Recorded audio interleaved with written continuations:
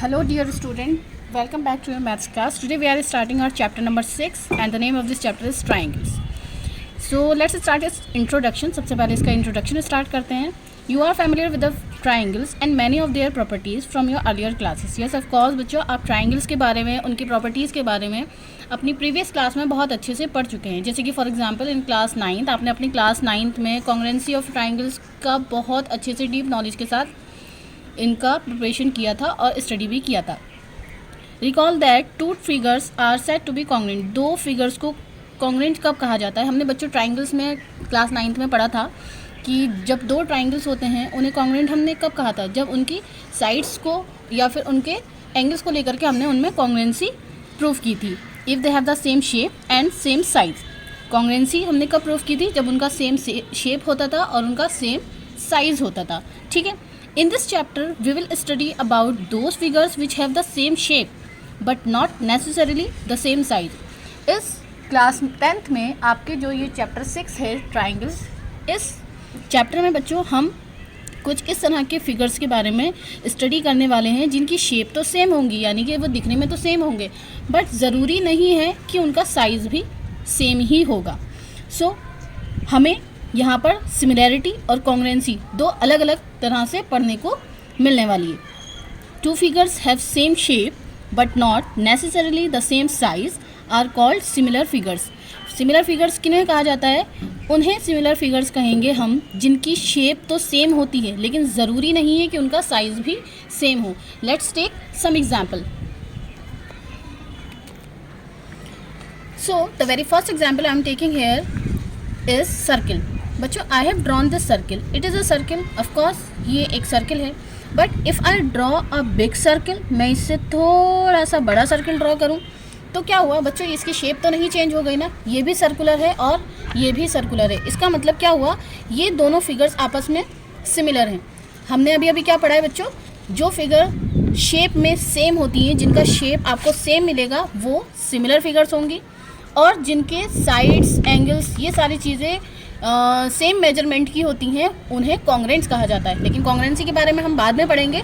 सबसे पहले we are going to discuss similar figures कि सिमिलर फिगर्स कौन से होते हैं. सो अगर इस सर्किल का मैं एक और भी बड़ा सर्किल ड्रॉ कर दूं then this gonna be again a circular. ये भी सर्कुलर हो जाएगा. बच्चों मेरी ड्राइंग पर थोड़ा ध्यान मत दीजिएगा, थोड़ी सी ख़राब है but this is again gonna be the circular. So जब सेम शेप होगी they are going to call similar figure. Let's take another example. For example I have drawn this square.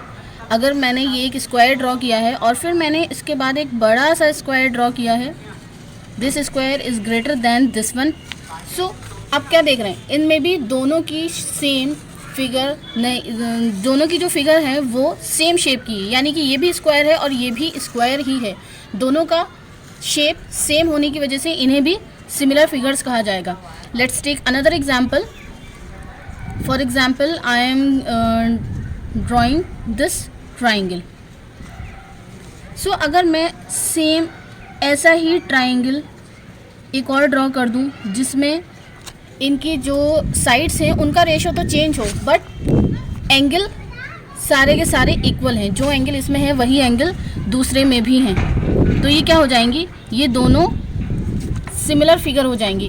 But if आई से, एक fourth example भी ले लेते हैं बच्चों कि ये एक इक्विलेटरल ट्राइंगल है जिसमें ये साइड और ये साइड इक्वल है. ये it is not an equilateral triangle, it is an isosceles triangle. हमने एक आइसोसेलेस ट्राइंगल लिया है.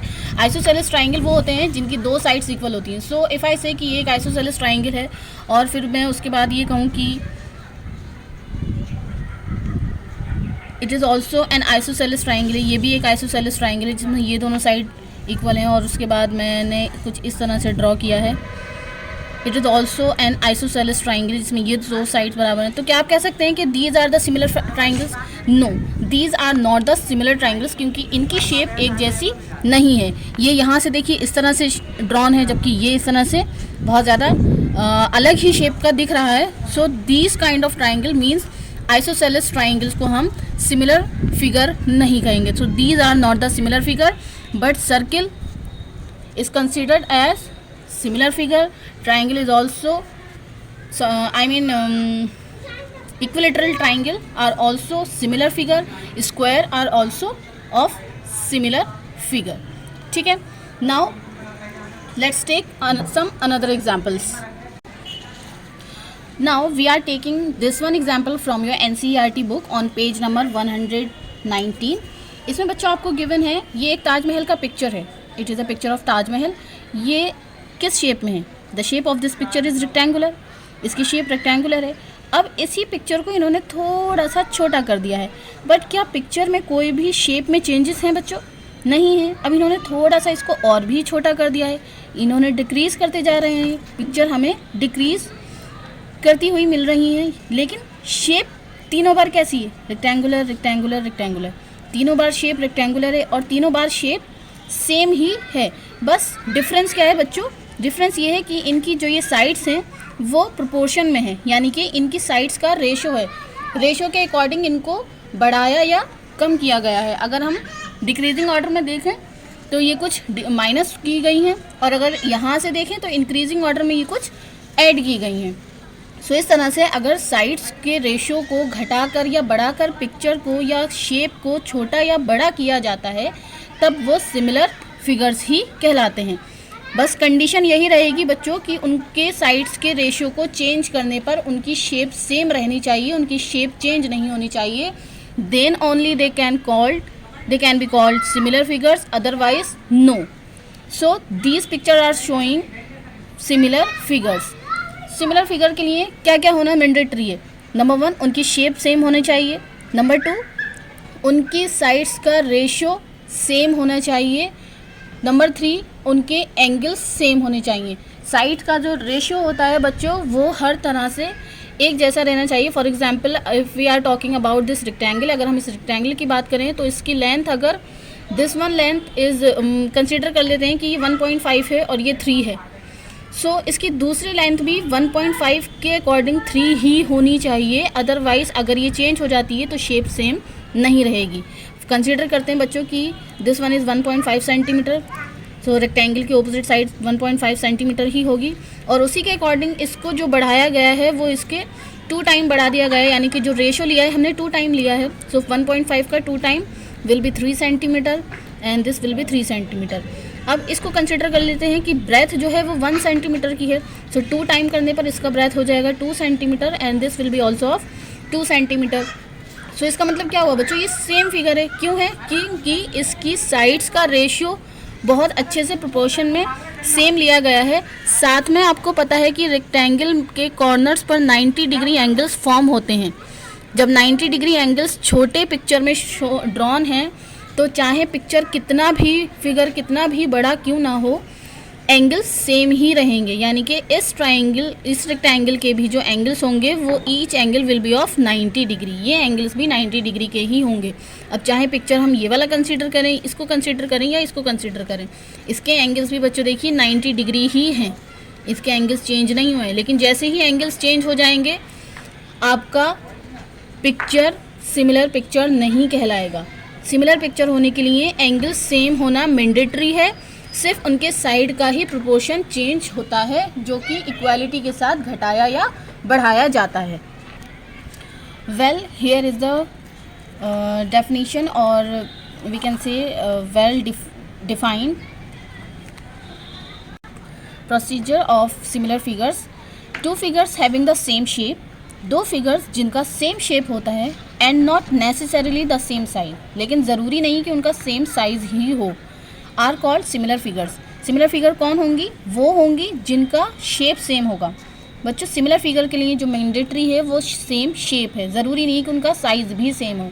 साइज़ सेम होने पर भी उन्हें सिमिलर कहा जाएगा. बट अगर उनका साइज़ सेम नहीं है, उनका प्रोपोर्शनल के उनका जो रेशो है साइड्स का वो कुछ बढ़ाया या घटाया गया है तो उससे चेंज हो जाएगा. बट उसकी वजह से उनकी शेप पर अगर कोई फ़र्क नहीं पड़ा है तो वो फिगर्स सिमिलर फिगर्स कहलाएंगी. One more thing that you have to notice बच्चों, that 2 polygons of the same number of sides, 2 ऐसे पॉलीगन जिनका नंबर ऑफ साइड्स इक्वल होता है, सेम होता है, सेम नंबर ऑफ साइड होता है. यानी कि आपने फॉर एग्जांपल कोई, जैसे कि ये स्क्वायर है, आपने एक स्क्वायर लिया, इसका नंबर ऑफ साइड 4 है, एक दूसरा पॉलीगॉन लिया है, इसका भी नंबर ऑफ साइड 4 है, तो दोनों में नंबर ऑफ साइड हमारे पास क्या है, इक्वल है। सो 2 polygons of the same number of side, 2 polygon जिनका सेम नंबर ऑफ साइड्स होता है, आर सिमिलर, वो सिमिलर होते हैं इफ़, कब होते हैं, if their corresponding angles are equal, अगर उनके करस्पॉन्डिंग एंगल्स इक्वल हों, जैसे कि एंगल 1, एंगल 2, एंगल 3, एंगल 4, चारों एंगल 90 डिग्री के हैं, इसमें भी it is this one is of 90 degree, 90 degree, 90 degree and this one is also 90 degree, यानी कि इस फिगर में भी 90 डिग्री एंगल है। So if this one is 90 degree, this one is also 90 degree, if this one is 90 degree, this one is also 90 degree. So इनके corresponding angles आप देख सकते हैं बच्चों, वो इक्वल हैं। सो सिमिलैरिटी के लिए क्या होना ज़रूरी है, सिमिलर होने के लिए ज़रूरी है कि अगर नंबर ऑफ साइड सेम है तब उनके एंगल्स यानी कि करस्पॉन्डिंग एंगल्स जो होंगे वो इक्वल होने चाहिए। एंड दूसरी condition, there corresponding sides in the same ratio, और उनकी जो करस्पॉन्डिंग साइड्स होंगी वो भी सेम रेशो में होनी चाहिए। सेम रेशो का मतलब ये है कि बच्चों इफ़ इस स्क्वायर की आपको पता है चारों साइड्स इक्वल होती हैं, इफ़ आई कंसीडर कि ये 2 सेंटीमीटर की है तो इसका मतलब ये सभी साइड 2 सेंटीमीटर की होंगी। और अगर मैंने इस फिगर को, इस बड़े वाले फिगर को ड्रॉ करने के लिए इनका जो रेशो है वो 3 टाइम कर दिया है, तो अगर 3 टाइम करने पर 3 2 ज़ार 6 सेंटीमीटर, यानी कि अगर इस स्क्वायर की ये साइड मैंने 6 सेंटीमीटर ली है तो इसके अकॉर्डिंग ये भी 6 सेंटीमीटर हो जाएगा, ये भी 6 सेंटीमीटर हो जाएगा, और this one is also will be 6 centimetre. तो क्या हुआ बच्चों, इनकी साइड्स का जो रेशो है वो भी सेम है और इनके करस्पॉन्डिंग एंगल इक्वल हैं। जब करस्पॉन्डिंग एंगल इक्वल होते हैं और करस्पॉन्डिंग साइड्स का रेशो सेम होता है, those polygons are called similar polygons or those pictures are called similar pictures or figures.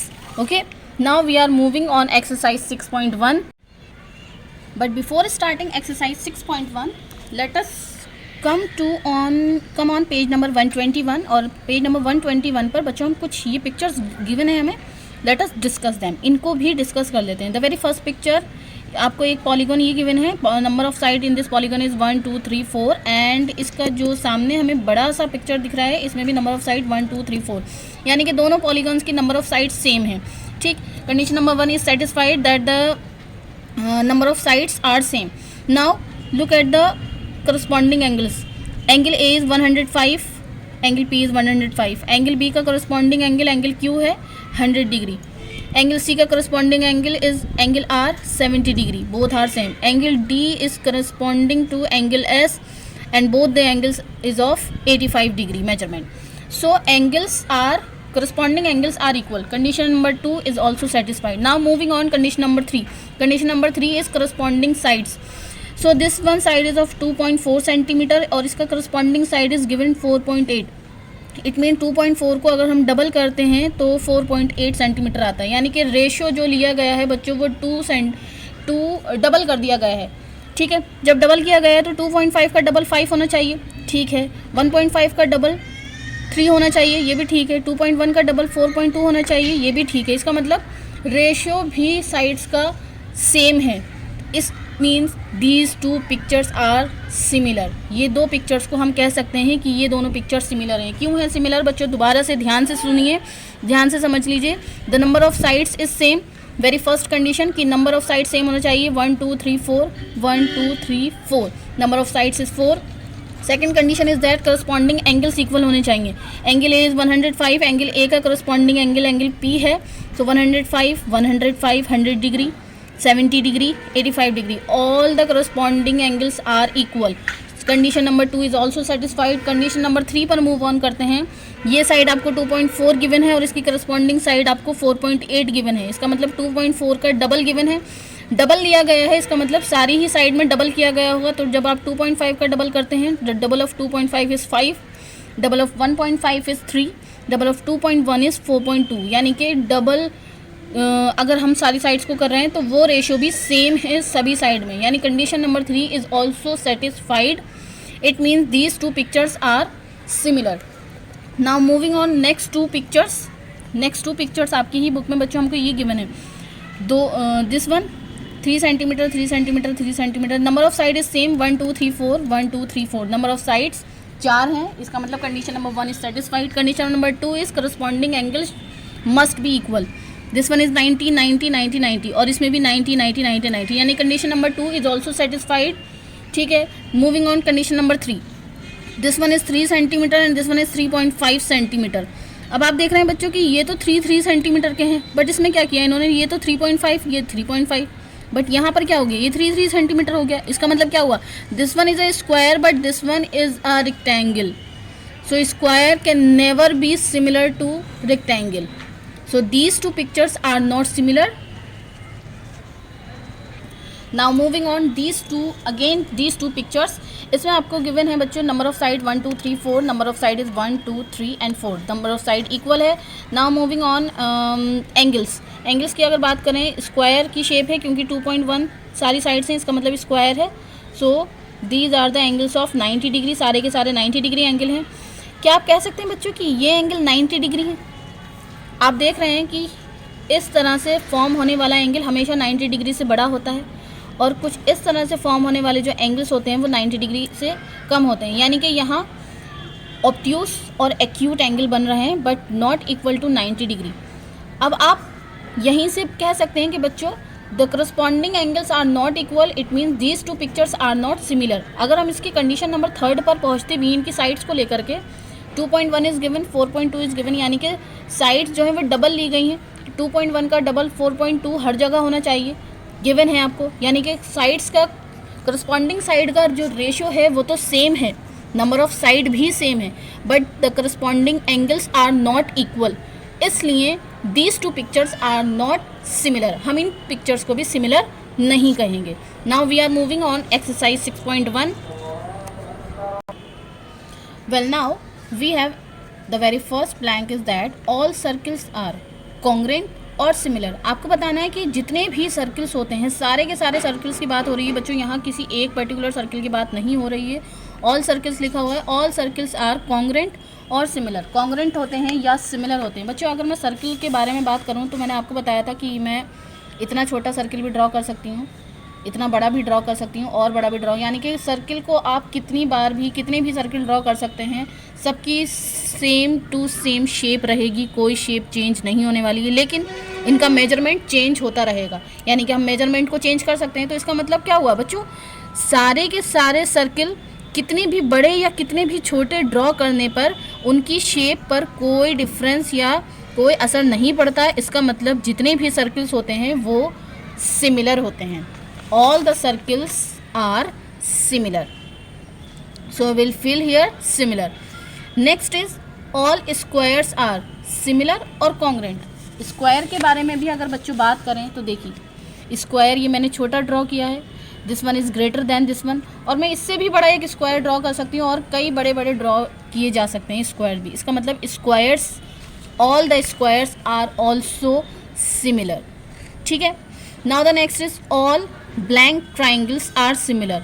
Isosceles और इक्विलेटरल, किस तरह के ट्राइंगल्स होते हैं जो सिमिलर होते हैं? आइसोसेलेस सिमिलर होंगे या इक्विलेटरल? यस ऑफ कोर्स बच्चों, इक्विलेटरल ट्राइंगल्स सिमिलर होंगे क्योंकि उसकी सारी साइड्स का मेजरमेंट एक जैसा होता है।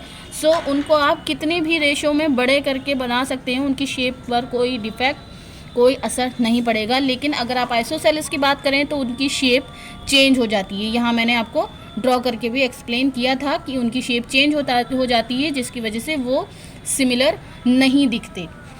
इसलिए all equilateral triangles are similar.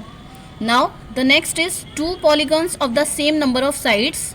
दो पॉलीगॉन जिनका नंबर ऑफ साइड्स सेम होता है, their corresponding angles are blank and their corresponding sides are blank. Equal और प्रोपोर्शनल दो चीज़ें फिल करनी है। तो बच्चों आपको अभी अभी मैंने बहुत अच्छे से बताया था कि पॉलीगॉन्स के सेम होने के लिए उनके करस्पॉन्डिंग एंगल्स इक्वल होने चाहिए और उनकी करस्पॉन्डिंग साइड्स का प्रोपोर्शनल सेम होना चाहिए। ठीक है, सो यहाँ हम फिल करेंगे equal and here will fill proportional. Now moving on question number 2। Question number 2 पर मूव ऑन करते हैं। Question number 2 is that the very first part is that give two different examples of pair of similar figures. दो different examples देने हैं बच्चों pairs के जो similar figures हों। सो सिमिलर के लिए आप कुछ भी लिख सकते हैं, जैसे कि सर्कल है, स्क्वायर है, इक्विलेटरल ट्राइंगल्स हैं। सो आपको जो अच्छा लगे आप वो एग्जाम्पल दे सकते हैं और उनकी पिक्चर को भी ड्रॉ करके दिखाएंगे। Non similar figure, non similar तो आप समझ ही गए बच्चे कि एक आपने स्क्वायर लिखा है, दूसरा आपने रेक्टेंगल ड्रॉ कर दिया, तो वो नॉन सिमिलर होगा। इसी तरह से आप दूसरा एग्जाम्पल भी पिक्चर की हेल्प से खुद से करेंगे। Next is question number 3, state whether the following quadrilaterals are similar और नॉट। बताना है कि ये दोनों पिक्चर्स जो हैं ये सिमिलर हैं या नहीं है। तो देखिए बच्चों, नंबर ऑफ साइड्स देखते हैं सबसे पहले। 1 2 3 4, number of side is 4। 1 2 3 4, number of side is also 4, दोनों में नंबर ऑफ साइड्स 4 है। नाउ दूसरी कंडीशन कि एंगल्स देखते हैं बच्चों। देखिए बच्चों, यहाँ पर 90 से ग्रेटर देन, सॉरी 90 से लेस देन, 90 से ग्रेटर देन, 90 से लेस देन। देखिए बच्चों, यहाँ पर जो एंगल्स हैं वो सेम नहीं है, क्योंकि यहाँ 90 से लेस और 90 से ग्रेटर देन एंगल फॉर्म हो रहे हैं, जबकि इस पिक्चर में all angles are of 90 degree. यहाँ सारे एंगल्स 90 डिग्री के हैं, जबकि यहाँ सारे एंगल्स 90 डिग्री के नहीं है। इनफैक्ट यहाँ पर कोई भी एंगल 90 डिग्री का नहीं है। सो यहीं से हमें पता लग रहा है कि these two pictures are not similar, these two quadrilaterals are not similar. So here we are finishing our exercise 6.1. we'll discuss our exercise 6.2 and related exercise 6.2 जो भी हमारा टॉपिक होगा, topic related exercise 6.2 we'll discuss it in our next class. So till then, bye bye everyone, take care.